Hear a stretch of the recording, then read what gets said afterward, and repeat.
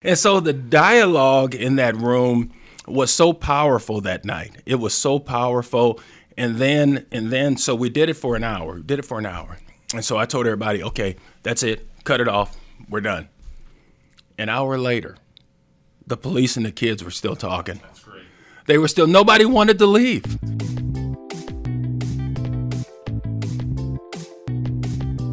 Hello and welcome to Shop Talk, where we talk everything Scottsdale Police, answer your questions, and bring you updates from around the department. Now here are your hosts, Chief Jeff Walther and Sergeant Kevin Kwan. Hey everybody, welcome to Shop Talk for February 2022. I am your reluctant host, Chief Jeff Walther of the Scottsdale Police Department, and my sidekick, Sergeant Kevin Kwan. Hi, how are you doing today? with that great radio voice. Excited to be back for February, and we have a great show. I'll get more into our exceptional guests. You know, we've been blessed so far since we started our show with a lot of great guests. Today is no exception. We have Ivan Gilreath, who's the CEO of the Boys and Girls Club of Greater Scottsdale, and we're going to get to him in just a little while. But as always, we're going to go at some of the questions that we've gotten through our social media posts and the requests for questions about anything Scottsdale PD related. So I know you like to give the shout out, Kevin, of where you can send us questions. Yeah, any one of the social media platforms, you can find us at ScottsdalePD. Real simple. So just shoot us a question and we'll make sure we get it answered. So let's get right into it, Chief. Good questions this month. Yep. There's a lot of signs around the city that are all over the place that say something. Say something. What is your advice? And what does that slogan even really mean? Yeah, great. I think that when the whole idea of see something, say something came out, it's really was in regard to if you see something out of the ordinary. You know, I think people sometimes think it gets too big of an issue, like terrorism or domestic terrorism or foreign terrorism.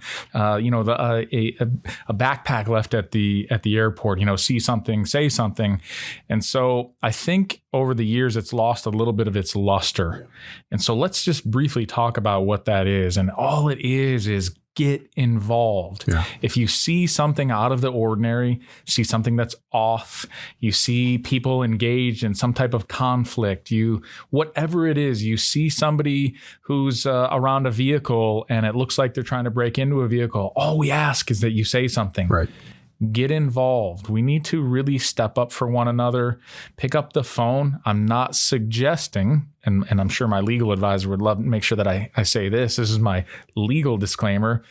There are times where you don't need to get involved physically. Correct. Don't want you to, break up the fight or stop the criminal in midstream, unless they're attacking you personally. But what we do want you to do is get involved. Call 911. If it's not emergency, call the non-emergency number of the police department. Get involved. Be a great witness. Provide a great description. Write something down. Everybody, let's be honest, everybody is carrying a smartphone today. Yep. Take a picture, write down a description, whatever you feel most comfortable doing, and from a safe position, get involved. You know, it's great. We're going to have Ivan here later today, and Ivan is all about getting involved with youth and getting other people involved. And that's what we really have to do is we need to get involved with each other. We need to re-engage with one another. Yeah.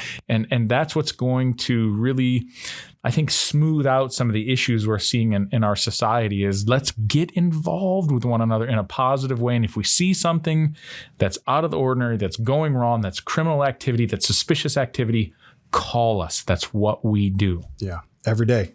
You hit the nail on the head when you said be a good witness.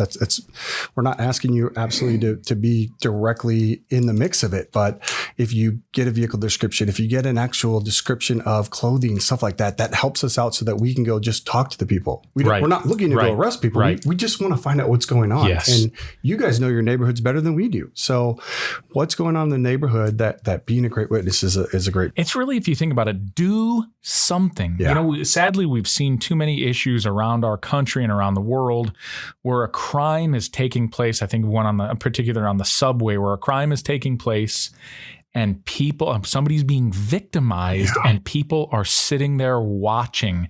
They're not getting involved. And I get it. One-on-one confrontation can be scary, but I'm talking about an entire subway car full of people. There's safety and security in numbers. Yeah. Get involved. Someone's got to take the first step. Somebody has to do it. Right. Absolutely. Great question. Thank you. All right. Since it is February, let's the big events have kind of already passed us already. So thankfully, great event season, but that's a lot of work. Yeah, it was a lot of fun. Yeah. So now that Barrett Jackson and the WM Phoenix Open events have passed, can you tell us how you and the Scottsdale Police Department are planning for spring training coming up? Yep, you bet. I'm going to give a quick shout out. Thanks to the Thunderbirds, our city partners, all of the people at Scottsdale PD, and our law enforcement partners at the Department of Public Safety. Another great Waste Management Phoenix Open. And a shout out to Craig Jackson, the Barrett Jackson Auto Auction, our city partners, and another great event with Barrett Jackson. And so, we roll in terms of January, February, March, April, into the summer, into the hot months. We just keep clicking right along. And so with spring training coming up, we're always in the planning phases. With the big events that just ended, those events we plan for months and months and months in advance. So when one Barrett Jackson season ends or one Waste Management Phoenix Open series ends, we're already in the planning stages personnel wise to make sure that we are a well-oiled machine for the following year. Spring training is no different. And so we're geared up and or about ready to be geared up and ready to go for all of spring training. That's actually a great time. In fact, some of the best memories that I have of working really cool off-duty jobs was when I worked the clubhouse for the Giants during spring training, or the berm during spring training, or the fans area. It's a great time. People are there to have a good time and watch some really good baseball. And one of the cool things about spring training is you're up really close. Yeah. If you have good seats, you're hand span away from the players, which is super cool. So we're prepared and ready to go for that, like we always are. So we're hoping for a really good spring training this year. Fortunately, we've seen, we'll see what the pandemic, or I'm now going to I'll probably get some grief for this, an endemic. We'll see what those numbers look like, and hopefully we'll just continue to push through and have a great spring training season. So, picking off that, you said about you're constantly planning. Now, Super Bowl just ended. Waste Management just ended. Super Bowl is coming back next year. 2023 Super Bowl. So is this the time that you guys start preparing for it? What is the police department doing for that? What's great about that is we're already having meetings in preparation for the Super Bowl. And I joke around, my counterparts, Chief Chris Briggs of Glendale PD, I'm not sure he hates when I say this, but hey, that game, that Super Bowl, that's over in Glendale. But all the parties over in Scottsdale. And so there's a lot of events here in Scottsdale, sanctioned and unsanctioned. And then with all the nightclubs and the bars, we're going to be, crazy as normal. And what happens to us pretty much every time is that the final round of the Waste Management Phoenix Open is on the same Sunday as Super Bowl Sunday. So we'll have the crowd, especially the diehard golfers that want to party in the Old Town. They'll be here. Super Bowl parties will be here. So it's going to be a madhouse again. But I like to call it controlled chaos. So yes, we're already meeting for Super Bowl preparation in anticipation for Waste Management at the same time. And we'll have a lot of our resources. In fact, pretty much during Waste Management that week, when we see 600,000 people in the Waste Management Phoenix Open during that week, we'll add another probably 100,000 to that with all the Super Bowl activity. Now, you talked about the vibrant life of Old Town, so it actually transitions to our next question. It's kind of like you had these ahead of time. Is the city moving forward to like new lighting and other safety initiatives to kind of help prep for that ginormous influx of people? What a great softball question. As I hit it out of the park. Yeah. So we are always looking at ways to improve our safety in the downtown. When you bring in 10,000, 12,000, 15,000 people on a Friday night, or on a Saturday night, now on a Sunday night, and sometimes on a Thursday night. It's not, it used to just be Friday and Saturday. Now it's the entire weekend plus Thursday. Yeah, we are always looking at that. Is there an opportunity for us to do increased lighting? There is, and we're going to do some new festoon lighting. And I learned what do you know what the word festoon is? Is this kind of like your arc thing? You just make it up again. But that's what they're calling it. Festoon lighting. It's that string lighting, right? So that's going to bring more lighting to the downtown. We're also looking at some vehicle barriers options that we'll have hopefully purchased and installed. The plan is to have this purchased and installed before Super Bowl comes to pass.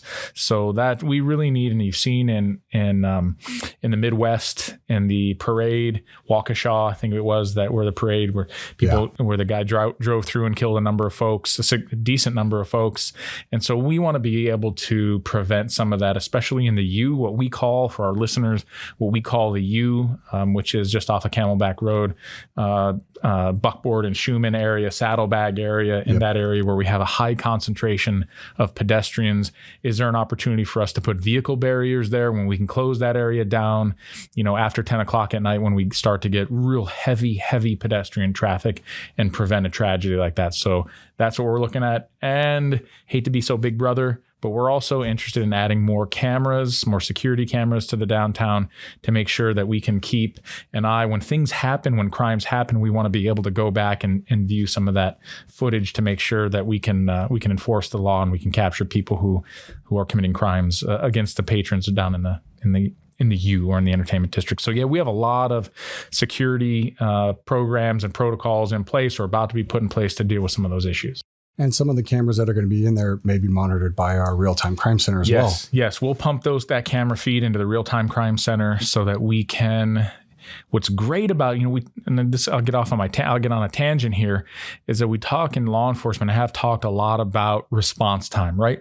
How long from the time do you call the police department is an officer on scene? That's response time. We call it hello to hello, right? Yep. With technology, we can really change that response time to a hello. And now I have technicians in my real-time crime center who are embedded with my dispatchers who also leverage real-time crime center information that's video. So we get the call, we have video in the area, be it business, be it city, be it traffic cameras, be it some of these new cameras. And my real-time crime center technicians have that. They pull up that area. They can see cameras. Okay, I see a suspect leaving an XYZ car, and that puts us on it. So it's no longer hello to hello in person. It's hello to camera, access technology, and allow us to more quickly respond to the call and resolve that call in a much more timely manner than just a physical hello to hello. It's great stuff. Which brings us to the Be a Great Witness. The better information we have will assist our real-time crime center with who to find or what vehicle to find. So that'll help us out in the long run. Definitely. So a little bit of transition. Our Citizens Academy is coming back, which is fantastic. It starts sometime this week. What's new and what's different compared to previous years with our Citizens Academy? Very excited about Citizens Academy coming back. There was a period of time due to the pandemic that we really stopped all Citizens Academy because everything has been in person. Well, Citizens Academy is very close contact, experiential type of event where, we bring our folks in, you learn about the PD, you get hands-on opportunities in Citizens Academy. And because of the pandemic, we stopped that and we put a temporary halt on that. In fact, we haven't even really brought back the vast majority of our volunteers that have all participated in Citizens Academy, and we're looking forward to doing that real soon. But the kind of the transition Citizens Academy are those people who want to participate in Citizens Academy who don't have the time or they don't want to travel. And so we're really going to start rolling out Citizens Academy in more of a hybrid. There'll be some that want to come in person. There'll be some that want to participate virtually online via Microsoft Teams or Zoom. And so we're rolling that out, and we're really excited to get that rolled back out again, because typically the people who go through our Citizens Academies are great ambassadors for the police department. They learn what we do in one of your terms. I like this. I'm going to use a video game term for you. They learn what we do in the RL, in the real life. Instead of you went there. Instead of learning it from television or movies. Listen, Bruce Willis is an interesting actor. He's been in a lot of cool movies, especially the Christmas movie. Christmas movie of Die Hard. Plaza, But people say, I joke around that, Bruce Willis is the quintessential police officer in movies and TV, right? Divorced, always drunk, disgruntled. And so that's not real. Yeah. That's not real. So Citizens Academies allows them to get a real understanding of what we truly do. And I'm excited to bring that back. Also on social media, this is a question from our community here. They've actually, our 6 followers have seen some of our social media postings, and our listeners, they've seen about a lot of retirements in the police force. Yeah. And we know this is kind of global and nationwide as far as retirements and hires, but there's so many people coming to the Valley, as our guests will tell you. But it's, I'm not from here. I'm from California. So it's kind of one of those things that you're drawn to the Valley. So are you accepting applications from officers or support staff that are from other states? You bet. And how does that whole process work? In fact, we just finished another lateral recruitment. We do a couple different recruitments. We do a lateral recruitment for police officers, for those interested in being police officers in Scottsdale who are already currently police officers in other jurisdictions, typically outside the state of Arizona. So we just finished a recruitment, a lateral waiver recruitment, where we took in 50 applications of current police officers somewhere else. Great. Which is different than, a typical recruitment where we get people who want to become police officers. You bet Scottsdale is wide open for lateral officers from other jurisdictions. Here's why.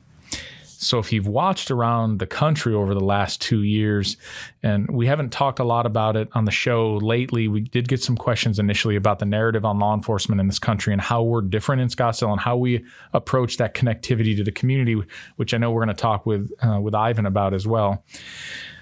But you have police officers from around the country that are getting out of, and you mentioned that you're from California. Yeah. So we're seeing a lot of interest from lateral officers from California, from Illinois, from Maryland, from Washington State, from Oregon, from all over the country, Philadelphia. In fact, I think we're getting ready to hire our third lateral officer from Philadelphia PD. And so we're from Chicago PD. We're bringing in a lot of the NYPD. And so that have had some issues, community-related issues. And so we have some good police officers from around the country who are coming to Arizona. Arizona has a great law enforcement reputation. And so we're seeing a lot of those applications. And I will tell our listeners, because I know that initially they're going to think, well, oh my gosh, why do we want a police officer from a different policing culture in Chicago or NYPD? And so I'll tell those listeners that we are really good at skimming the cream of the crop of lateral officers off the top and taking those. So you have to still meet our very high exacting standards to be part of our police culture. And so we're getting a lot of those. We do see a lot of retirements. We anticipated a lot of retirements in 2020, and in 2021, we're going to see a few in 2022.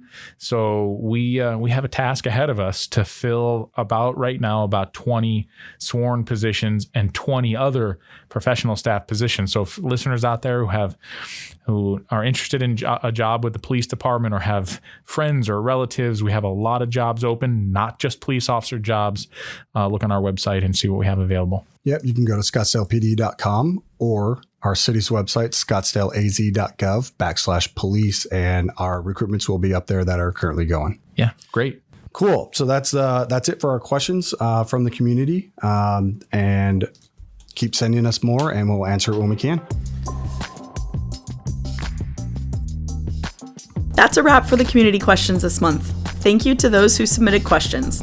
If you have a question for a future episode, feel free to send it our way. Today's guest has a huge heart for kids.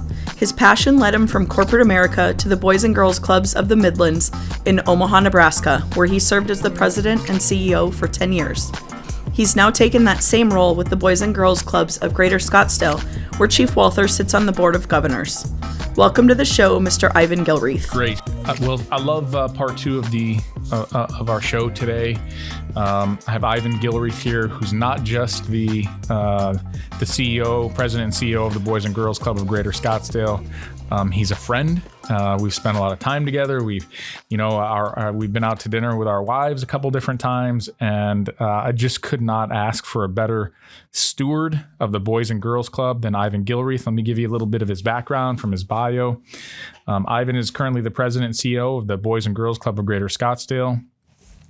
He was the president and CEO of the Boys and Girls Club of the Midlands, which Ivan, I'm sure you can weigh in. That was in Omaha, Nebraska. That was Omaha and southwestern Iowa. So Omaha is right on the border of Iowa and Nebraska, and Council Bluffs, Iowa is where we had a couple of clubs. And you're super happy to be here now in February and in Arizona. This is the time of year where it really makes a lot more sense to be here. That's for sure. I was talking to some people from home, and earlier this week, it's better now. It's about 50 degrees in Nebraska, Omaha today, but earlier this week it was a wind chill of -12. Oh my gosh. Yeah, no thanks.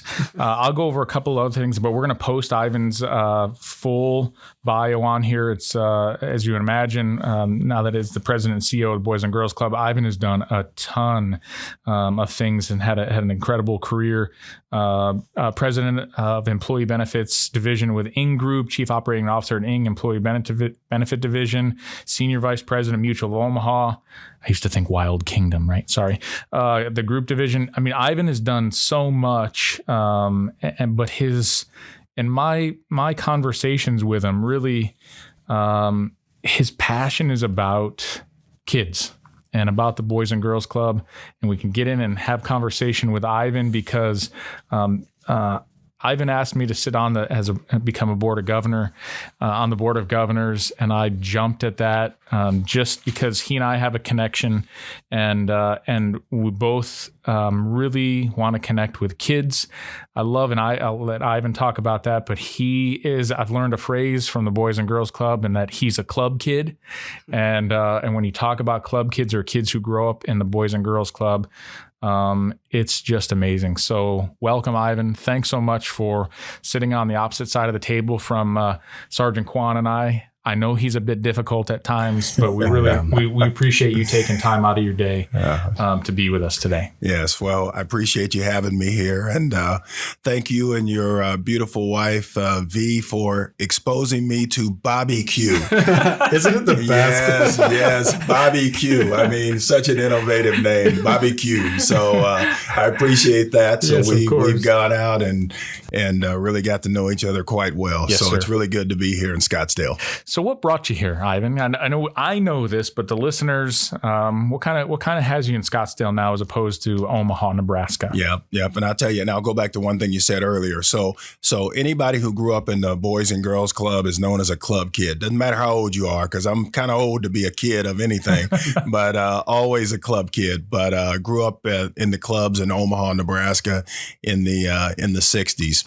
But probably about 10 years ago, never had any desire to live in Arizona. But 10 years ago, my son, for some reason, decided that he wanted to move with no job.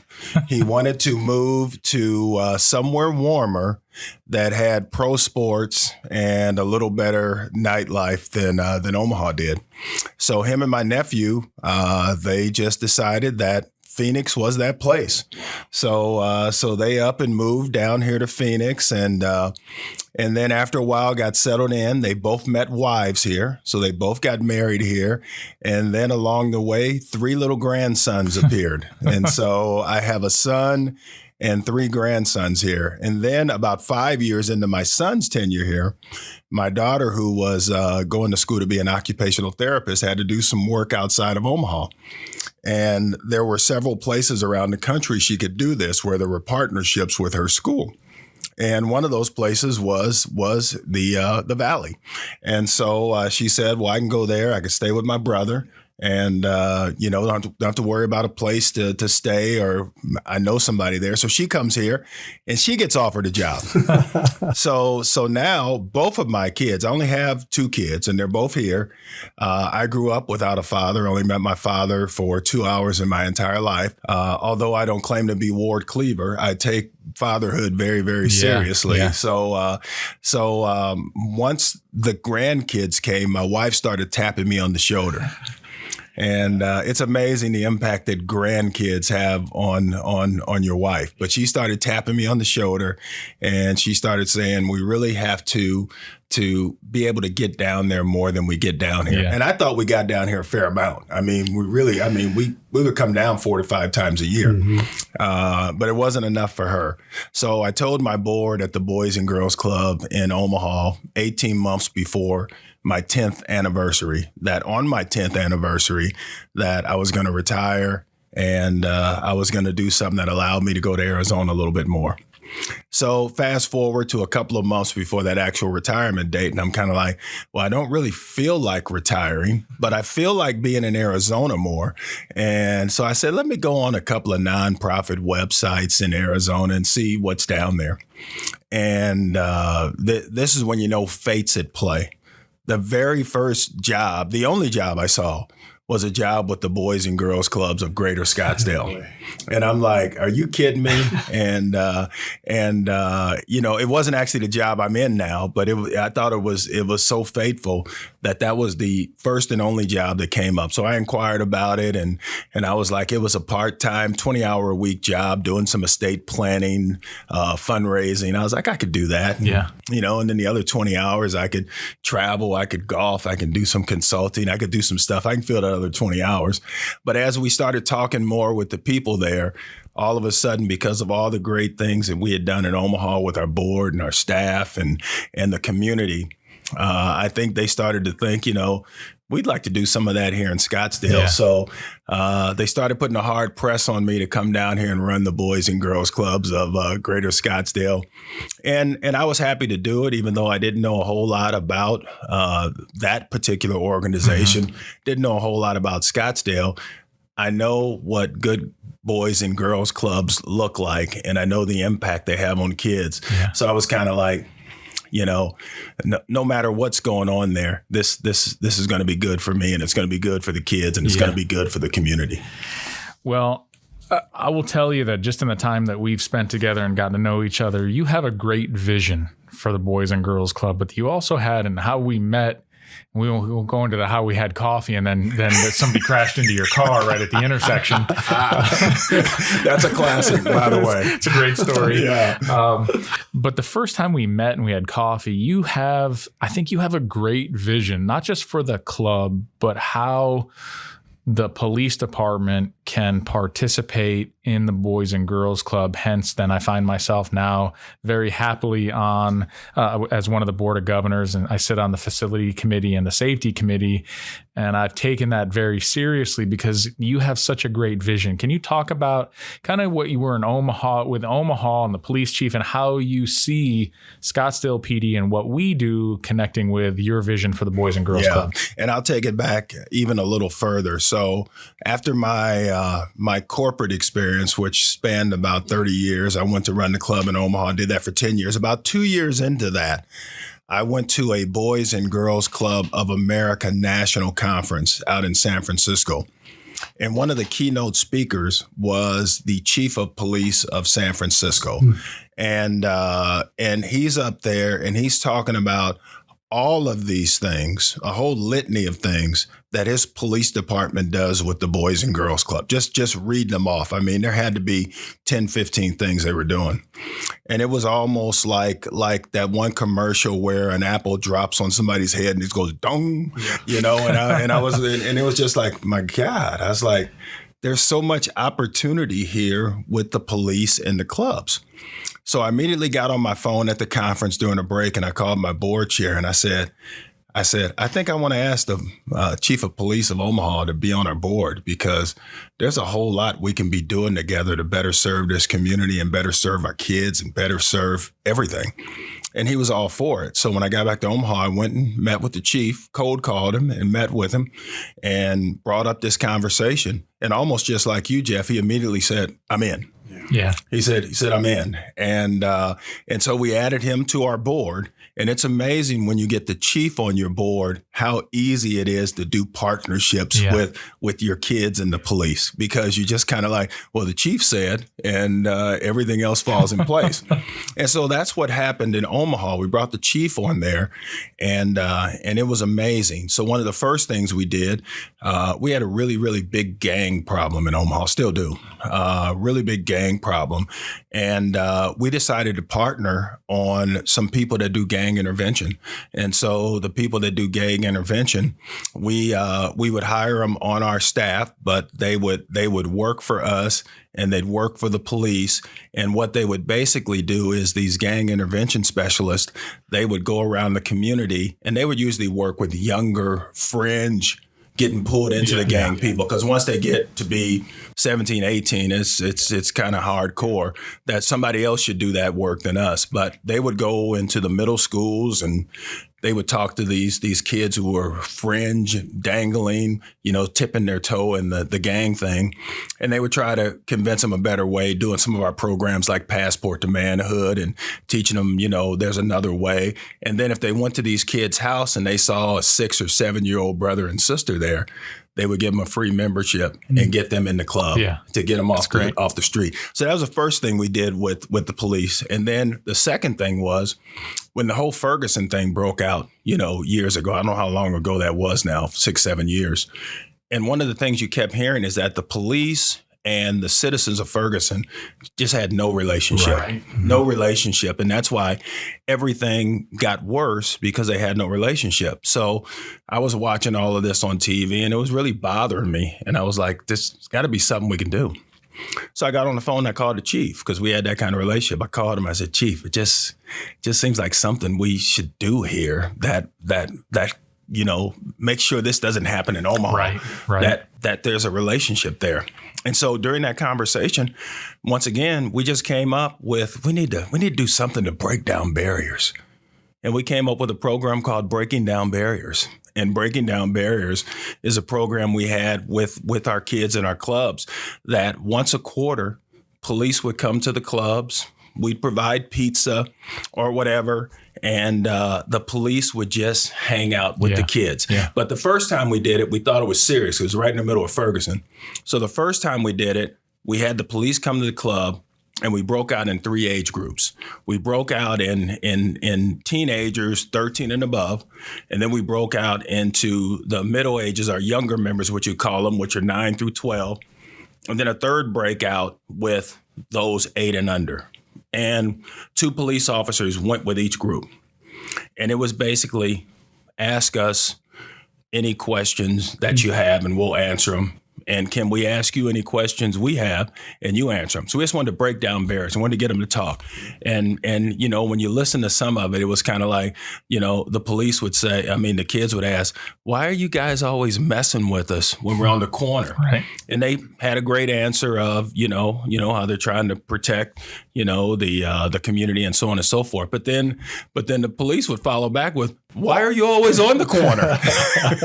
and so the dialogue in that room was so powerful that night. It was so powerful.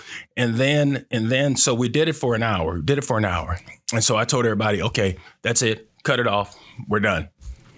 An hour later, the police and the kids were still talking. That's awesome. Great.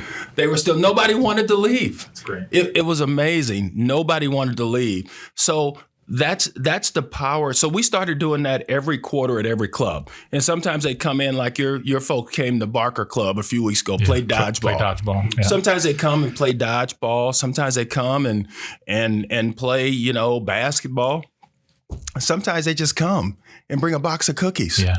You imagine how much most of our kids in Omaha were poor in our clubs. Well, when somebody comes in with a box of cookies or a box of donuts, it's on at that point. And they would just come in and they would just hang out with the kids. And what you want to get from all of that is, first of all, you want all police officers to realize all kids aren't bad. Mm-hmm. And you want all kids to realize all police officers aren't bad. Yeah. And the only way you get that to ever happen is for communication, talking to each other, getting to know each other. Otherwise, you're scared of each other. And so our goal was to continue to do that. So to this day, I keep in touch with the folks back there. Breaking down barriers is a key part of what we do. And it's just getting everybody exposed to each other. The same thing this whole world needs. We just need to get to know each other. Yeah. When you get to know each other, you're not scared of each other. And then you get along and you do great things. So those are just some of the things that we were able to do there. And it was amazing. Taking a little bit further. So, we had, do you have a police helicopter? No. All right. So I think I hit a sore point there. No, maybe for Kevin, not for me. We use drones. They're cheaper, Kevin. Yeah. Drones are cheaper. But we had 2 police helicopters, and we would have a major event every year called Day for Kids, where 1,000 kids and their family would come together, and we'd have bounce houses and whatnot. And with the chief being on our board, he made sure the mounted police were there with the horses. Everybody loves a horsey. We do have mounted unit, and then the helicopter would swoop around up and come in and land, and the kids got to go in and see the helicopter. So the whole point of everything we did was to build better police, community, and citizen relationships. So when you do see some of those kids on the corner, hopefully some of those police officers say, hey, Jason, what are you doing over there? Yeah. What are you doing over there? You guys just need to head on home. And the more you can build that, I think ultimately, the more those relationships will improve. And Chief, you and I have talked about it before. And I believe, we hear on the media about all the unrest and defund the police and all that other stuff. But that's way overblown. I think people understand how important the police are. People are supportive of the police. If any of us have an issue, we're calling the police. Yeah. And so people understand that, and people just want a better relationship with the police. And I think at the clubs, we can help that. Absolutely. Absolutely. And in fact, just in the short time that I've been on the board of governors, I've just been really excited to be part of that. Spend a lot of time there. We're getting ready to roll out in the spring with your help, a police athletic league that will start at the Barker branch and include the whole Coronado complex down there. My school resource officers, everybody's excited to just really. I think we're connected at a lot of our schools through our SRO program, but this is just another opportunity for us to really help out and create that connectivity. And that's really about your vision. And so I very much appreciate that. Yeah. Are you going to be doing some of the athletics? Yeah, I would have been at the dodgeball game, playing in the dodgeball game, but I had a prior commitment. It was a old sports injury that was keeping you out. No. In fact, we had great discussion. In fact, the chief operations officer, John Karolzak, we wound up having a great conversation about the kinds of dodgeballs that they used to say. First off, I was so happy that the Boys and Girls Club actually plays dodgeball still, because it's been outlawed. It's too dangerous in other places. But then I picked up one of the dodgeballs, and I think it was at Barker. It was either at Barker or Virginia T. Piper branch. But and I thought, what is this ball? It was light as air. Like you would have thrown your shoulder out trying to get some velocity on this. It's a rotator cuff injury waiting to happen. What was great was that when our folks played the teens at the Barker Boys and Girls Club, we used the real dodgeballs. And it was very, so they everybody had a great time. And so the other thing that we've worked into that is not just our officers and our police aides who are involved in that, but we've worked in our police cadets, our teens into that as well. And so to create that greater connectivity. Yeah. Yeah. And, in addition to all of the, obvious benefits of police and our members getting to know each other, some of the other advantages of having you on the board and working with the police department is the other safety things for our kids, because safety is the number one thing we do. People entrust their kids to us because they think they're going to be safe. Yes. And we immediately put you on the safety committee because we knew there was good intelligence you could share with us on how to be safe. So, your department's going to help us walk around our clubs and make sure that they're safe. There's not things around that would hurt kids. They're going to make sure that they're safe for people coming in and out. Right. Those are things that are invaluable. I think at some point we're going to talk about after active shooter training. Yes. For our staff. Yep. So God forbid if that ever happens, but if it does happen, we want to be ready for it. Yeah. So I think by you coming by and giving us training for that, and then most recently, probably as important as anything, you're gonna share some of your resources with us on some mental health training. Yes. And one of the big things about this pandemic is it's had a tremendous toll on our staff. They've had to be there every day, just like your officers have to be out there every day. Yeah. And it takes a tremendous mental toll. And how is our staff going to take care of kids if nobody's taking care of them? Right. So we appreciate another part of this partnership, which focuses on safety and then the mental well-being of our staff. Yeah, so agreed. In fact, we had this discussion and I put John with my Police Crisis Intervention Services Supervisor, Tracy Wilkinson, who's known around the state, incredible mental health professional. So I know we're working that angle. Sergeant Kevin Bingham with my school resource unit, he's working with John as well. So it really is. There's some great connectivity between us and you for all the right reasons to really make sure that our kids are well protected and safe, and that your staff is safe as well.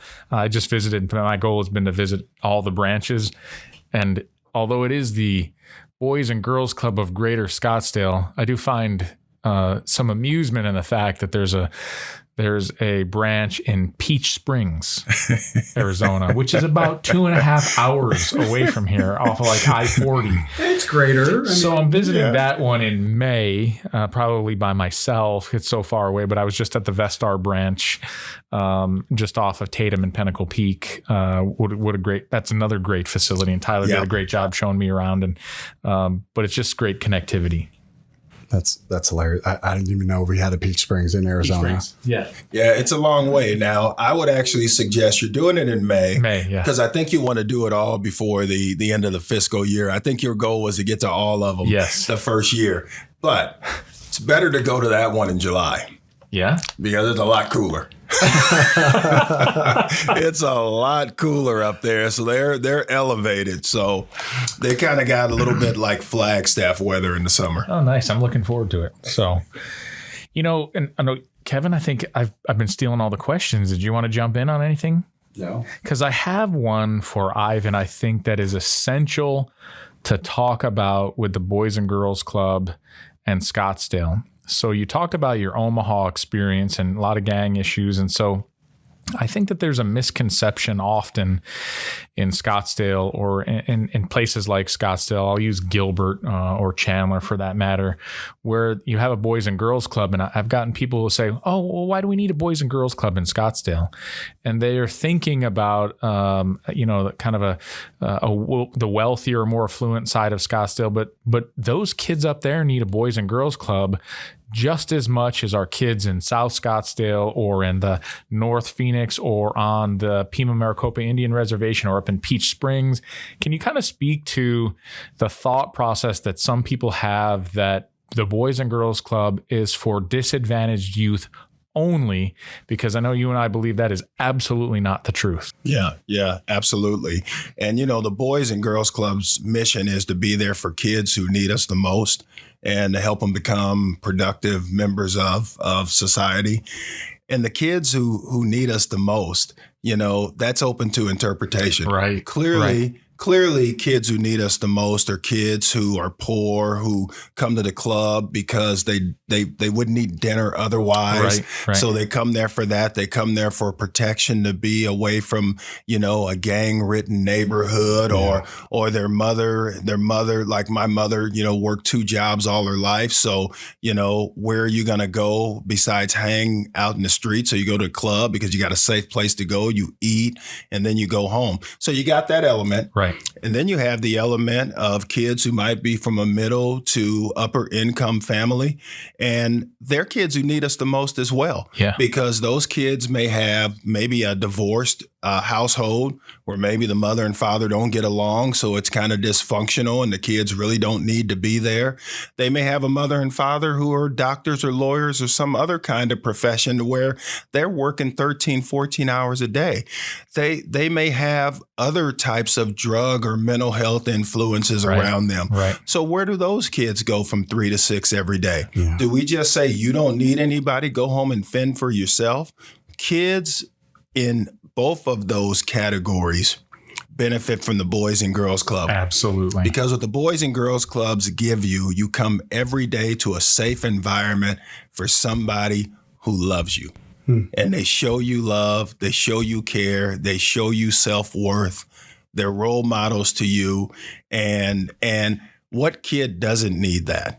Right. What kid needs to go home, and this is nothing against video games, but what kid needs to go home every day and bury their head in video games, no social interactive skills, nothing, not getting themselves ready for society? So we serve poor kids, we serve middle income kids, we serve rich kids, we serve any kid who says, I want to come. Yes. There's never a reason to tell a kid they can't come. So we serve any kid who wants to come, because all kids have needs. If we ignored every kid around here, so as you know, Jeff, we got 9 clubs. 5 of them are in middle income and up areas. Right. 4 of them are in poor areas. But you've seen it. If you walk into a club, you can't tell the difference. No. You can't tell the difference. There's kids in there who are loving it. They're having a great time, and you got positive people in their ear. Yeah. Our society can only be better from more of that. Absolutely. And you just encapsulated for me the whole idea and why I really wanted to have you on here, because there's just so much to be gained. I have joked around with my wife, who I was the quintessential latchkey kid, right? Literally with the key around my neck on a shoestring, because both my parents worked. And I was that kid that went home. My brother and sister and we were the kids that went home and kind of hung out and tried to do homework or got into a little bit of trouble. We and just a regular average lower to middle income family, I could have benefited from the Boys Club. My brother and sister could have benefited from the Boys Club, because the programs at the Boys and Girls Club, be it from art or makerspace or help with homework, leadership, resume writing for the older kids, how to do job interviews, sports, really a connectivity that is so amazing. 3 to 6, whatever you need it from, I think is just one of those things I don't think we talk about enough in the community. Should be on the news every week to talk about the positivity of the great work that you and your staff is doing, and the Boys and Girls Club of Greater Scottsdale and around the country. Yep. There's just nothing better than that. It's amazing. Yeah, absolutely. And so my people who work for me don't get mad. As you've walked into the clubs, there's nothing like walking into a club, because I can talk to you till I'm blue in the face, but we encourage people to come by and schedule with us and do a tour of the club. See the club in action sometime. See what's happening in that club with the kids and the staff and the magic that's happened with all of that. And then if you really want to know in a nutshell the impact of a club, we have a gala coming up soon, and you were my guest last year. Yes. So hey, the gala. Where do I sit this year? Do I have to pay my own way? How does that all work? You haven't told me that yet. Yes. Yeah, no. I'm gonna invite you and V to my table again, dead center up front. But when you hear those young people give their speeches, yes, of the turbulence that's been in their life, and sometimes it might be a poor kid talking about, all of the things that go along with being a poor kid. Sometimes it's a kid who's been well off, and he talks about the bullying and the drug abuse and the opioids and whatnot. And they all tell you how the club impacted their life when they needed them the most, and how it's put them on the right track to being a productive member of society. I encourage everybody to come to that gala, or at least look at those videos online, and then you hear firsthand from them what the club meant to them. You know, every time I've been to it, in fact, years ago, I was a commander and I sat on the Youth of the Year interviews, and I'm in awe. Last year, the speeches by the youth, you're just in awe at what the clubs have done for them. And so when you talked about me coming on board with the Board of Governors, I jumped at it, because this is what we should all be doing. This is set aside your petty political differences and let's focus on our youth and the forward progress of our youth, because I hate to be so cliche, but that is the future of our country. And so kudos to you and your staff, just doing an amazing job. And I think, Kevin, we're running out of time, right? So I want to all the time in the world. and really, he always tells me, wrap it up, Chief, wrap it up. I have to. You just kind of understand that, Chief. I'm not going to talk anymore, because then I will get fired. What is the best way that people can look up where the Boys and Girls Clubs are? The website? Yeah, the best way is to go to the website and Google it. And the Boys and Girls Clubs of Greater Scottsdale is our organization. They can go in there and hear about everything that we do. They can give. They can sign up to volunteer, or, they could just contact me or some of my staff and we can set them up for a tour. So Googling the Boys and Girls Club of Greater Scottsdale is the best way to go. Fantastic. But I'm gonna tell you one more area of opportunity that I meant to mention that I think is important, especially, you guys were talking earlier about the number of retirements and bringing in other police officers. And I think it's our responsibility to put you folks in front of our kids more, because I think there are young people who would still want a career in law enforcement. Yeah, agreed. And I think if we can put together some opportunities for that, maybe some academies they could go to out of high school or whatever. I know there's a certain age you have to be a police officer, right, but I think putting them on that kind of path, I think they would be great police officers going forward, totally or agree. Anything in the police department. Our plan is honestly to really just continue to expand our role with your help and help out as much as we can. So that's very doable. Yeah. So, Ivan, thanks so much for being our guest today and for putting us on the path here. And that's a wrap for episode 7 of Shop Talk. It's obvious that Chief Walther and Ivan share in their aspirations for Scottsdale's youth. We can't wait to see what opportunities this partnership will bring to our community. Now let's close out this episode with today's 4 Reels questions. I got some fun ones this time. All right. What is your biggest mess up in the kitchen? I got a great story for this one, but what is your guys' biggest mess up that you've ever done? Biggest mess up in the kitchen that you've ever done? Done? Well, I got a good one. This was shortly after my wife and I had gotten married, and we were in an apartment, and I didn't realize that grease catches on fire. And so there was some grease in the skillet from the night before, and I was like, I'm gonna heat up that grease so I can pour it out. So I turned the fire up high under the grease, and then I left the room. Oh, no. Yeah. I came back to the room. The kitchen is on fire of our apartment. And so, we caught it good enough. I also didn't realize water doesn't put out grease fires. Only like baking soda and some other stuff does. So it got to be a comedy of errors, and I burned down our first apartment. Oh, my gosh. I can't beat that. Nope. I was going to talk about burning water, but you burned the whole kitchen down. Many years ago, had a baked ziti in the oven and opened it up, pulled it out, caught it on the lip of the top of the oven, and it flipped the whole thing upside down, dumped everything off on the door and inside the oven. But I didn't burn down the oven. Didn't burn it down. That's amazing. Okay. What is the dumbest way that you've ever been injured? Sleep. Come on. Ivan appreciates this, that once you cross about 40, you can sustain a sleep injury.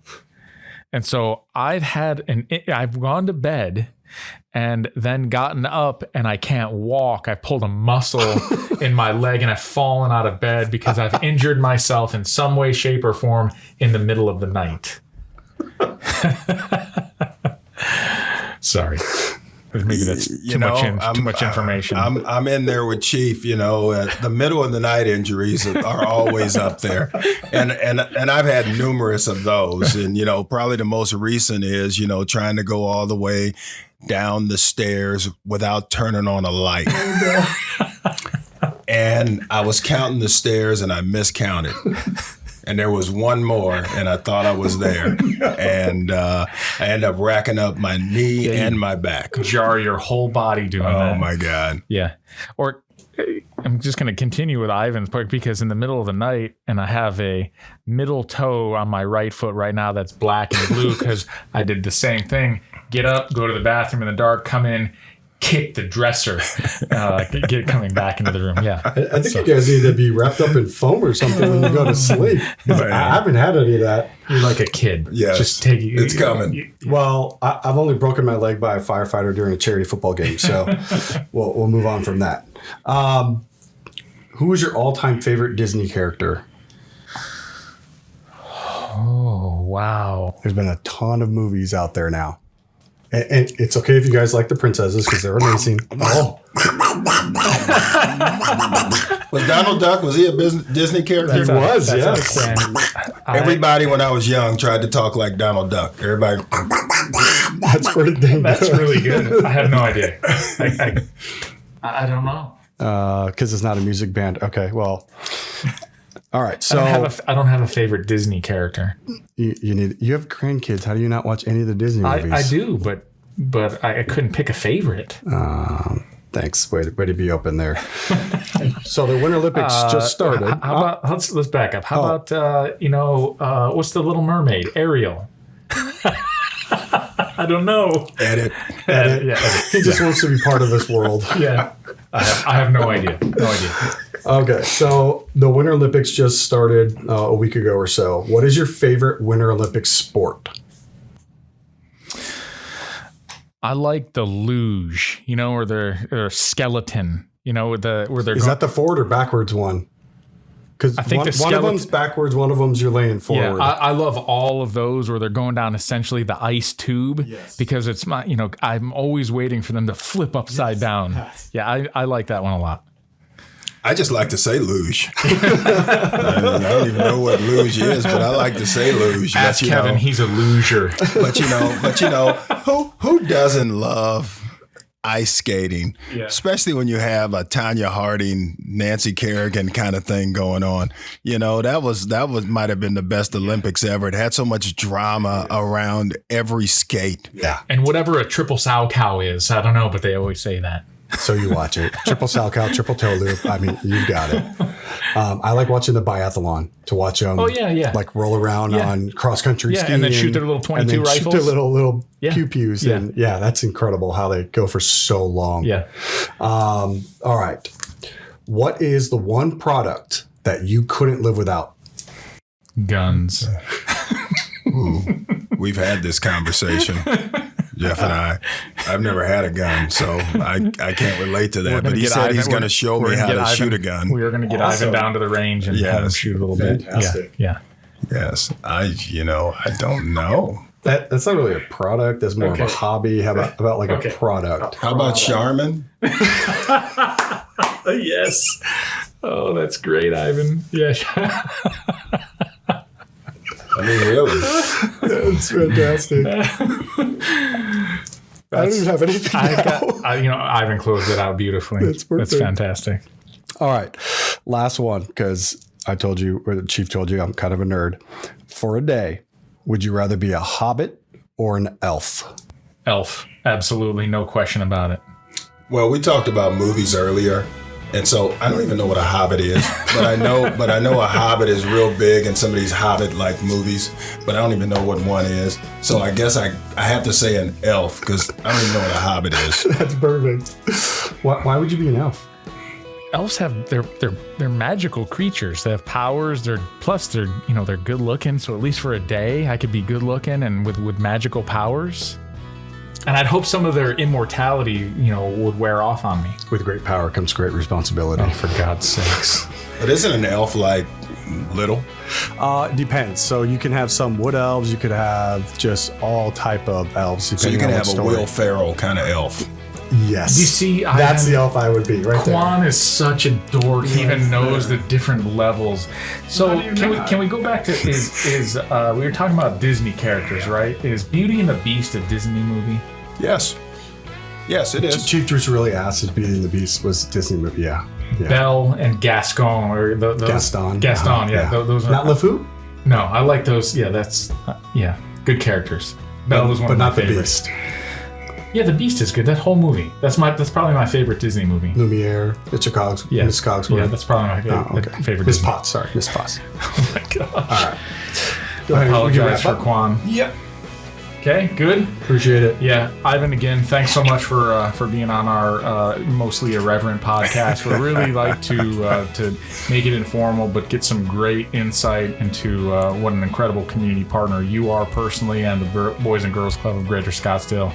So important to the police organization, our police organization, and the community. And so I just want to thank you for taking the time to be on here today. Thank you for having me, and we really appreciate having the police department as a partner. Outstanding. All our listeners, thanks for listening. Be safe, take care of each other, do the right thing, and always remember that every day offers each of us the opportunity to be more in the service of each other. And so thanks everybody, and take care. See you later.